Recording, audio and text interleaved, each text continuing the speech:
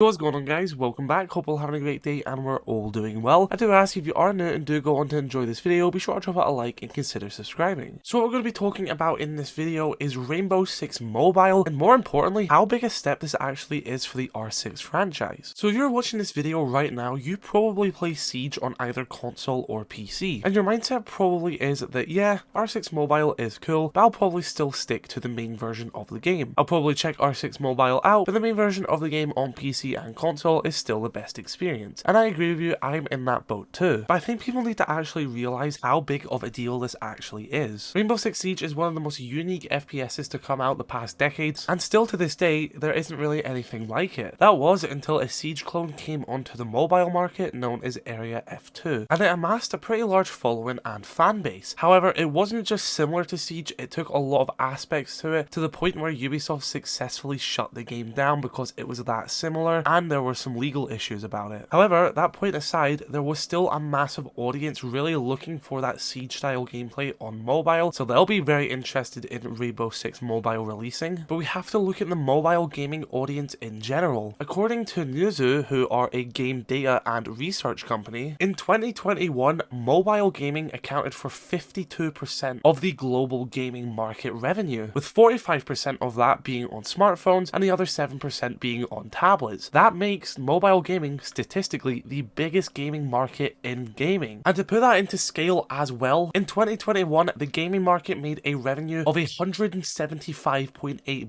billion, which is more than the film and music industry combined. So the gaming market is absolutely massive, and with mobile gaming being the leading factor in that, that is an insane market for Ubisoft to enter with Siege. As well as this as well, in 2021 for the gaming industry, mobile gaming was the only one that saw an increase on year-on-year growth. Everything else, including PC and console, all saw a decrease. And there's a reason why mobile is the biggest. It's the most accessible. When you buy a PS5, for example, the only thing that you get from that usually is gaming. You do get, TV and streaming, but for the most part, that's for gaming. PCs, on the other hand, yeah, you do get gaming and a lot of other things. A lot of work can be done on PCs, a lot of research. PCs can be used for a lot more than consoles, but they also cost a lot more for the price, and if you want a good PC for gaming, that is even more money on top of that. And then it comes to phones. Just think about your family, your extended family, and your close friend group. How many of them have a phone compared to a PC and console? I'm going to assume the majority of them have phones. So if statistically more people have smartphones than they do PC and consoles, then of course the market is going to be much more accessible, because people are just more likely to have a smartphone, because let's be honest,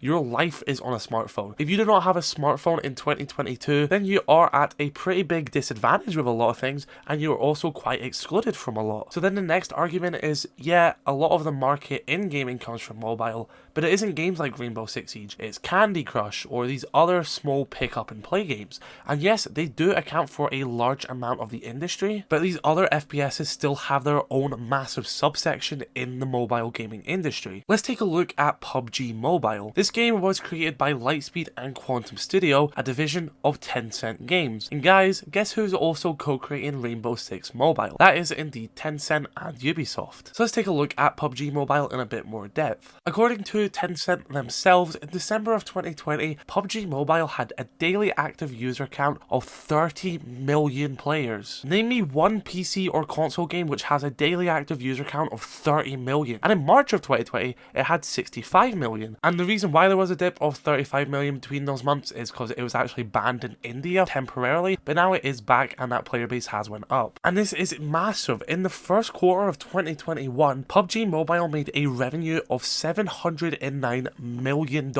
And this isn't just casual players as well. Taking a look at the top 10 highest viewed esports events as listed by Esports Insider, the third most viewed esports event was PUBG Mobile Global Championship, with its largest peak in viewership happening in January of 2021 with an insane 3.8 million peak viewership, with the title remaining that strong throughout 2021. And that isn't even the only mobile game in that list. A game known as Mobile Legends Bang Bang, or MLBB, is also in the list multiple times. And so guys, the point I'm trying to get across in this video is that Ubisoft are now entering a market where Rainbow Six can go even bigger than it already is. They are not only entering the biggest market in gaming, they're also doing it with a game which has massive esports potential, being co-developed by a developer which already has PUBG Mobile under its wing, and although not as big as PUBG Mobile, COD Mobile as well. And within the first few hours of this game's announcement, I saw thousands of hardcore mobile competitive gamers showing interest in this game. And I know you might be sitting there saying, I know no one who plays PUBG Mobile, I know no one who is a hardcore mobile gamer. And that's typically because it's not people like me who play that. If you're like me and you're in the UK or America, where it's pretty typically easy to, get a console and build PCs and stuff like that. Of course, not talking about, current GPU issues and stuff like that. But for the most part, it's pretty simple to get an income and buy and build your own console or PC. A lot of other countries don't have that luxury. Video games can be so expensive, consoles are insane prices, that mobile gaming is the main outlet for them. And that's because they're lazy and they don't work or anything. That's just because that's the market price of where they live. I'm going to leave some great videos linked in the description by Carl Rock, who I believe he's from New Zealand, but he lives in India, and he's basically talking about why don't Indians buy gaming consoles, and it's actually a really interesting video going through gaming markets, showing the prices and other things. So you guys, Rainbow Six Mobile has the potential to be absolutely massive, and I am going to be reporting all the news, gameplay and more on the game. So if you are interested in Rainbow Six Siege and Rainbow Six Mobile news, as well as some other games, potentially X Defiant when we get some more news on that, then be sure to sub to this channel and stick around. So yeah guys, I am going to end this video here, so please do let me know your thoughts in the comment section below. Drop a like on this video if you did enjoy, dislike it if you did not, and have a great rest of your day.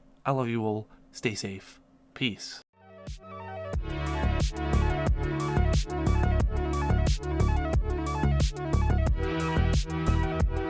right back.